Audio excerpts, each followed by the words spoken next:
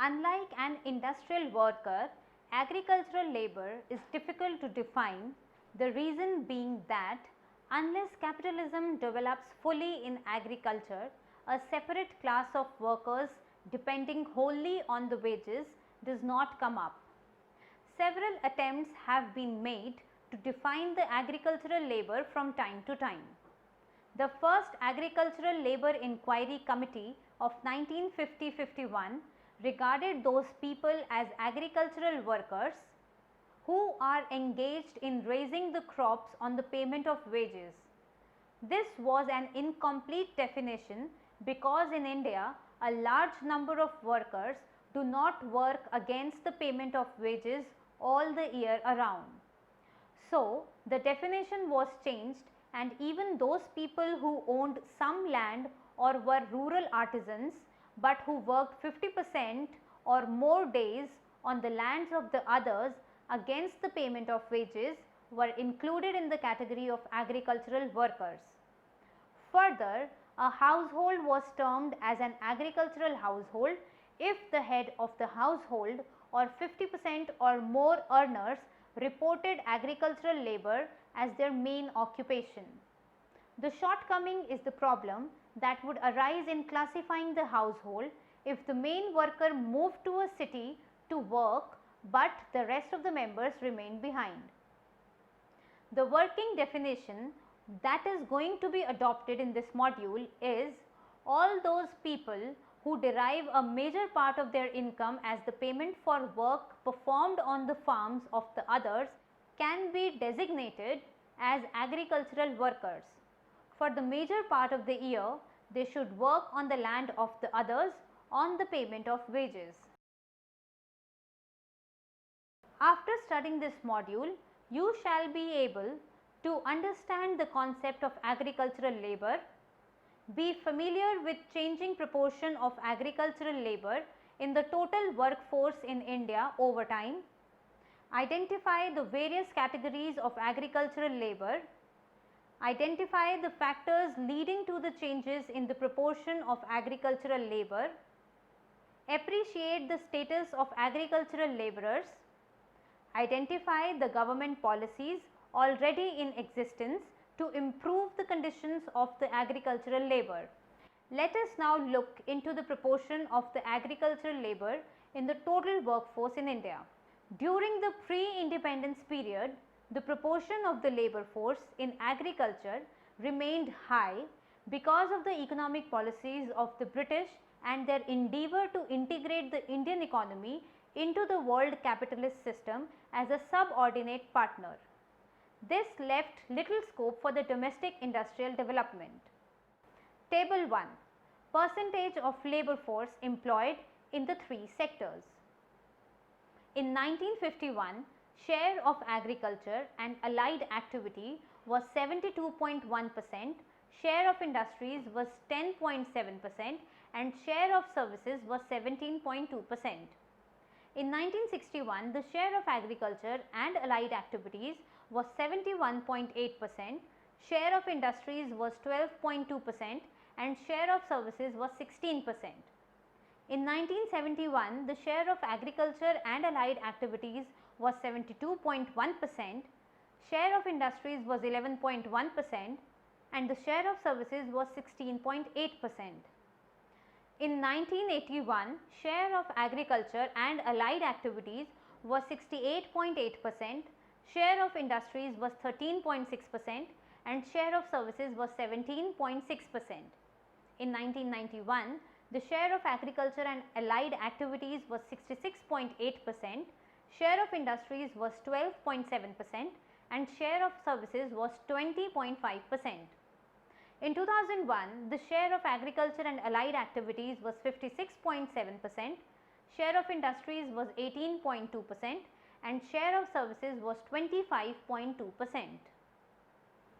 After independence, the process of industrialization was accelerated, so the number of the people getting employment in the industrial sector increased.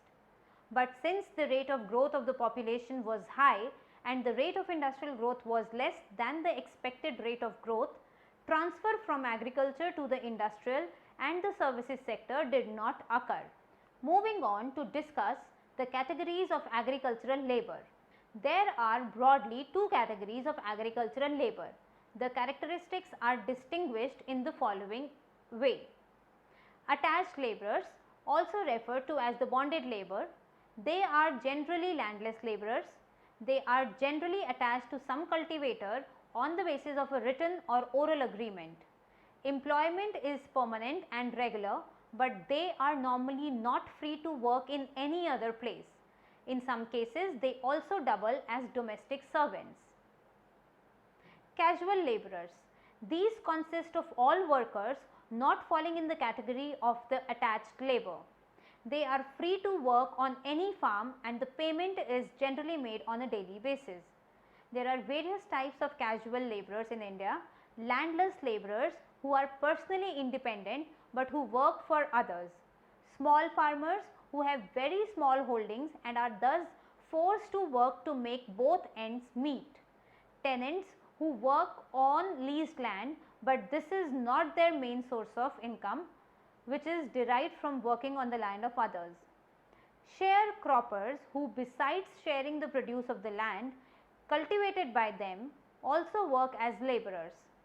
Farmers with economic holdings but who have one or more of their children and dependents working for other prosperous farmers. In British India, the number was too small to attract any attention, but the number have shown a continuous increase from 17.4% of the rural working population in 1921 to 26.5% of the total labor force according to the census of 1991. This implies that every fourth person of the labor force is an agricultural worker. Between 75% and 80% of all agricultural labor belongs to the scheduled caste. Next, we shall discuss the causes of growth in the number of agricultural labor. Increase in population, especially after 1921, coupled with a slow rate of economic development, which failed to provide employment to the population in areas other than agriculture. There exist both demand and supply related reasons for the growth in agricultural labors. First, with an increase in population, people tend to fall back on agriculture even with unchanging one demand for them for non-agricultural uses. In most manufacturing industries, transport and tertiary industries, the technology mix involves a more or less fixed and unchanging capital labor ratio. Even the land labor ratio is fixed. Decline of cottage industries and village handicrafts. During the British period, cottage and village industries declined rapidly, but modern industries were not set up to replace them, forcing people to fall back on agriculture. This is a direct consequence of the British imperialism on the Indian economy. Rise in the rural population led subdivision and fragmentation of the holdings, which has occurred over a long period because of the laws of inheritance and the decline of the joint family system. This made a large number of holdings uneconomic and made their financial situations precarious, leading to the rise in indebtedness. Money is borrowed by small and marginal farmers at exorbitant rates of interest. Lenders also very skillfully manipulate the accounts. To repay their debt, these farmers then have to become agricultural laborers. Institutional reasons also played their role. In the Royatwari areas in southern India, land initially belonged to the farmers, but with an increase in the number of intermediaries, the land started slipping out of their hands and farmers had to adopt the status of tenants or agricultural workers. A lot of these tenants were evicted on the pretext of the personal cultivation and these were forced to become agricultural laborers. Development of capitalist agriculture in certain pockets in the country has led to the emergence of a category of migrant agricultural labor. Abortion of intermediaries, technological development in agriculture, cheap cooperative credit, expansion of marketing facilities and the Pricing policies of the government have created a favorable environment for the development of the capitalist agriculture, especially in Punjab, Haryana and western Uttar Pradesh. This had led to the swelling in the ranks of agricultural laborers in these stated by people pushed out of their states like Bihar due to abject poverty. In sum, growth in agricultural laborers may be attributed to both demand and supply problems apart from the institutional reasons and the emergence of new production relations due to the growth of market economy, which was supported by the government by its instruments of support to agriculture. Moving on to discuss the condition and problems of agricultural laborers. Agricultural labor is generally considered to be the most exploited and oppressed class in the rural hierarchy. Before independence, their position was that of serfs who had to perform beggar on their master's land and house. Loans trapped them into the net of slavery, which continued from one generation to the next at least till independence. Even though the agricultural labor is the poorest class in rural areas, it is no longer a victim of extreme forms of oppression. However, the economic exploitation continues, their level of income and consumption remains low, and they have no alternative source of employment. First, marginalization of the agricultural labor. The number of agricultural workers increased 3 times between 1951 and 1991. At the same time, the share of agriculture and allied activities in GDP FC has declined from 55.3% in 1951 to 37.9% in 1980-81 and further to 14% in 2011-12. The implication is that the gap per worker in agriculture widened markedly over the post-independence decades, indicating a marginalization process at work. Second, wages and income. The first Agricultural Labour Inquiry Committee reported the PCI to be rupees 104 in 1950-51, which declined to 99.4 rupees in 1956-57 according to the second Agricultural Labour Inquiry Committee. With the advent of the Green Revolution, money wages increased, but the real wages did not increase much because of inflation. Also, any increase in the real wage that occurred could not be sustained for 3 decades or more since 1960 onwards. A study done on agricultural wages in India by Pallavi Shavan and Rajashri Beda Matta indicated that during 1983 to 87-88, the daily real earning across all states increased. However, this slowed down between 1987-88 and 2000. Variations in real wages as well as increase in the interstate variations in male or female real earning also occurred between 1987-88 and 1999-2000. Differences between the average wages of males or female agricultural labor have widened over the years. While the daily wages of males is greater than the minimum wages level in most states, for females it is less than the minimum wage level, implying that gender disparities are actually widening. Third, employment and working conditions. All agricultural labor have to face the problem of underemployment and unemployment because most agricultural employment is seasonal in nature and there is a lack of alternative employment avenues to shift to during off seasons. Also, because most agricultural labor is unorganized and employed on a daily basis, they can neither press for the minimum wages, leave benefits, medical benefits, etc., nor can they ask for a limit on the working hour. Fourth, indebtedness. This is a way of life where incomes are low. Institutional loans are not easily available to the agricultural labor on account of their extreme poverty, which does not leave them in a situation to provide security for loans. Private money lenders or other non-institutional sources charges higher rate of interest and exploit them in other ways as well. Fifth, feminization of the agricultural labor. Over the years, the proportion of females in the agricultural labor force has increased. As the wages paid to them are generally lower, it has led to deterioration in their living conditions. Sixth, high incidence of child labor. The estimated number varies from 17.5 million to 44 million. One third of child worker in Asia is found in India and the largest number of child workers in agriculture. This makes the poor worse off because employment of children brings down the wage level. Further, the child worker are denied education which reduces their future earning potential even more. Seventh, increase in the migrant labor.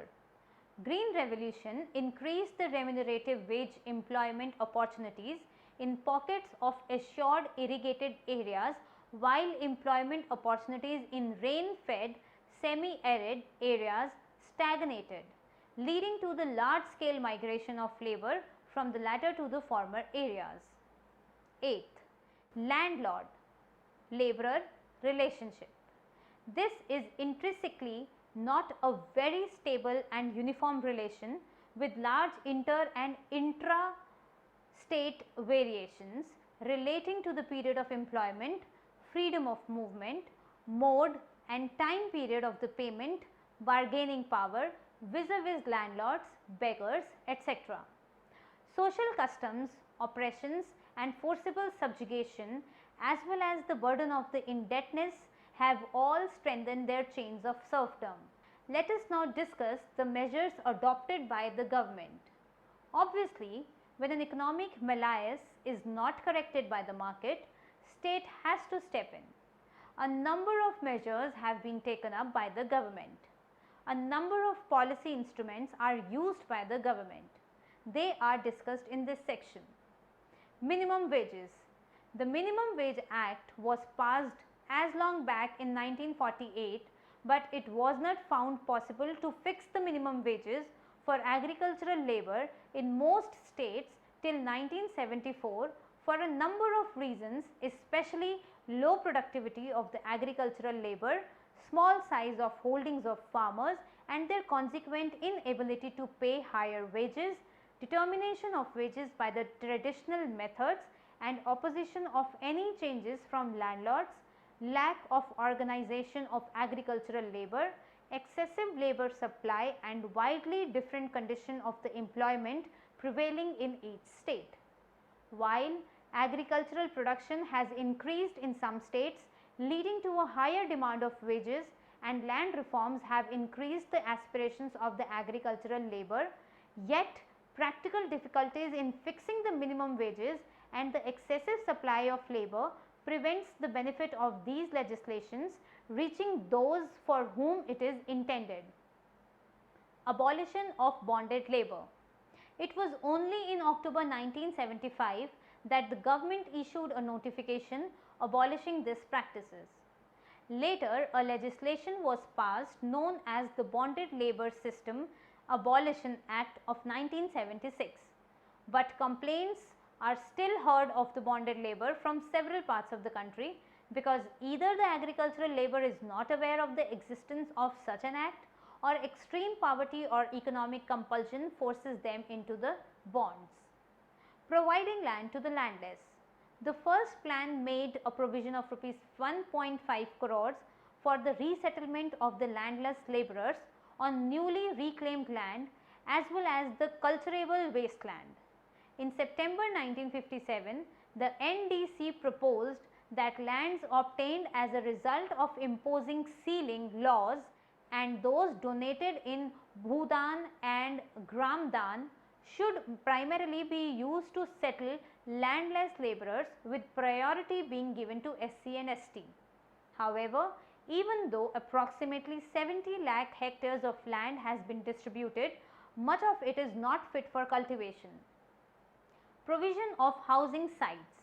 During the second plan, a number of steps were taken to provide house sites free or at subsidized rates to the agricultural labor. During the 7th plan, a scheme of financial assistance was included in the state sector as a part of the MNP. It has two components, cost of acquisition and construction assistance. In the 8th plan, it was suggested that construction assistance be given in kind.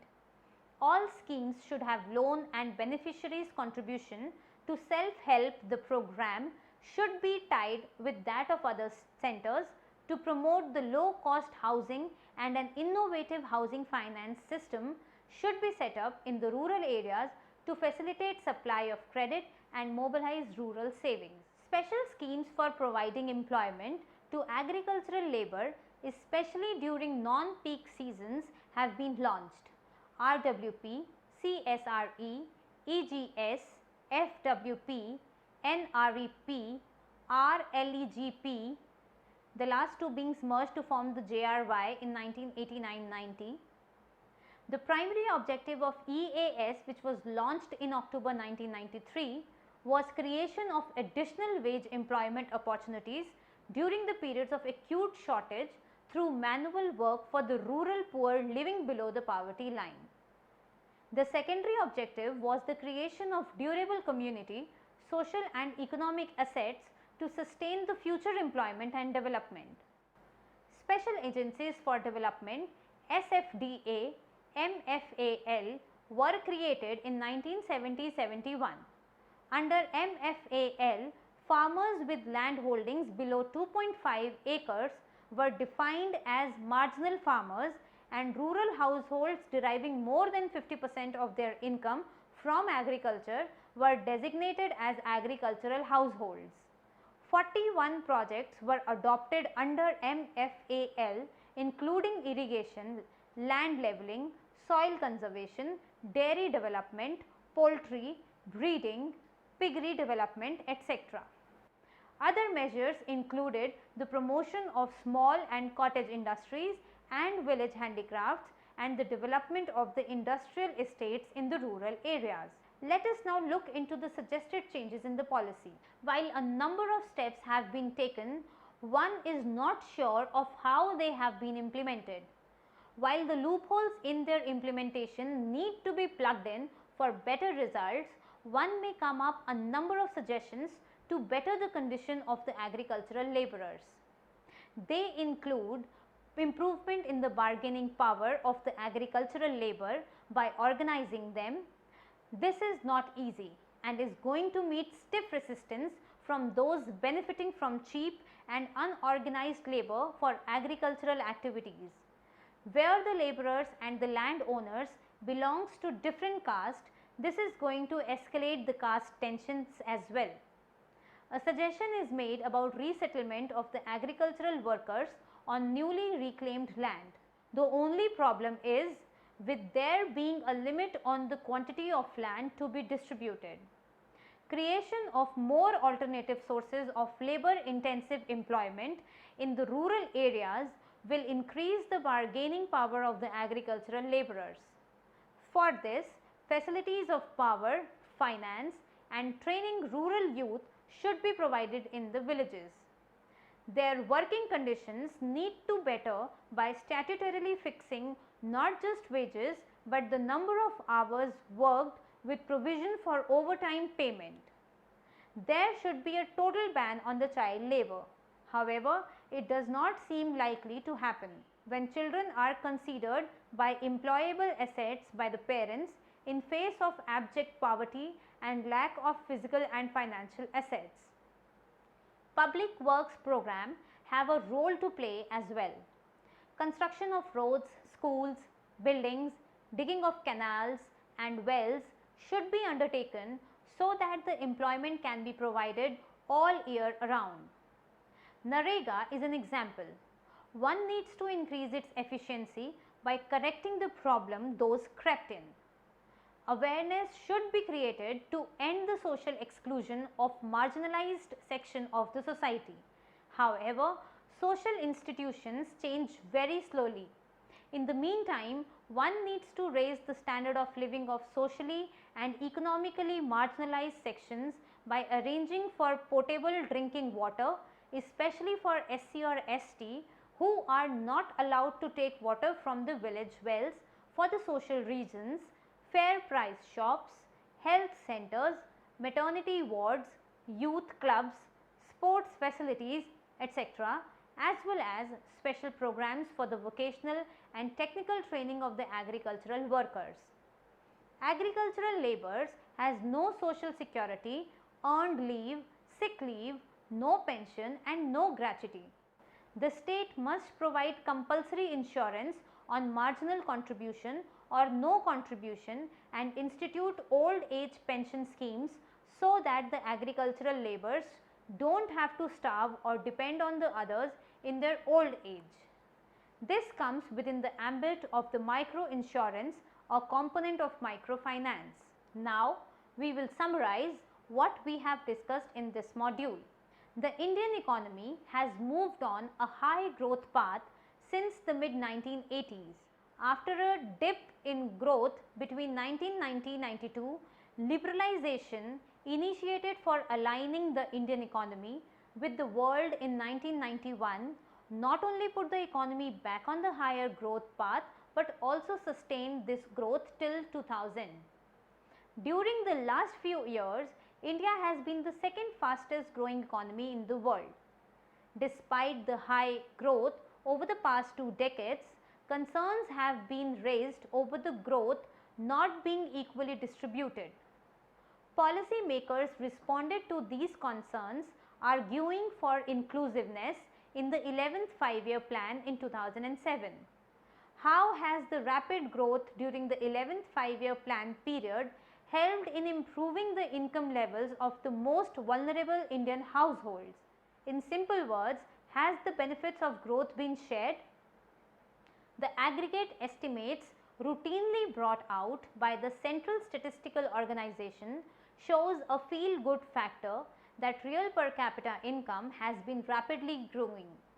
But there is little evidence on how this growth has been shared among the households in the rural India versus the urban India, and whether the households belonging to the different socio-religious groups have grown together. 3 rounds of the National Sample Survey Consumer Expenditure surveys carried out between 2004-05 and 2011-12 suggest an unprecedented rise in the household expenditure and a consequent decline in poverty. These estimates imply that some benefits of the growth have been shared by the vulnerable households, but these data do not clarify whether poverty has declined because of new social safety net programs or because of the vulnerable households have participated in the general economic growth.